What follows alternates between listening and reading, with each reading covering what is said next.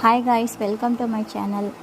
இன்றைக்கி நம்ம என்ன பார்க்க போகிறோம்னு பார்த்தீங்கன்னா, நம்ம வீட்லேயே வந்து எப்படி நம்ம ஹெல்த்தியான ஹேர் ஆயில் வந்து ரெடி பண்ணலான்னு பார்க்க போகிறோம்.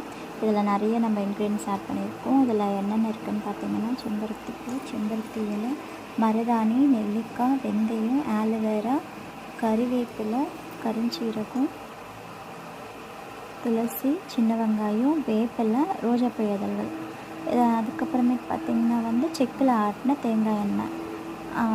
இது எல்லாத்தையுமே வந்து நம்ம நல்லா கழுவிட்டு கொஞ்சம் நம்ம ஃபேன் காற்றுலேயே வந்து நல்லா ஆற வச்சுட்டு, அதுக்கப்புறமேட்டு நம்ம ஆயில் கொஞ்சம் ஹீட் ஆனதுக்கப்புறம் இதை எடுத்து நம்ம அதில் போட்டு ஒரு 15 மினிட்ஸ் அப்படி நல்லா பாயில் பண்ணதுக்கப்புறமேட்டு நம்ம வந்து வேம்பாலம் பட்டையும் அப்புறம் லாஸ்ட்டாக வந்து பச்சை கற்பூரம் இது ரெண்டுத்தையும் ஆட் பண்ணணும். ஓகேங்களா?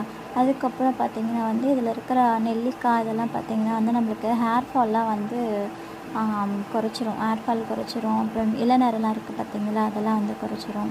கருஞ்சீரகமும் அப்படி தான், இளநரை வந்து நம்மளுக்கு நல்லாவே இதுவாகும்.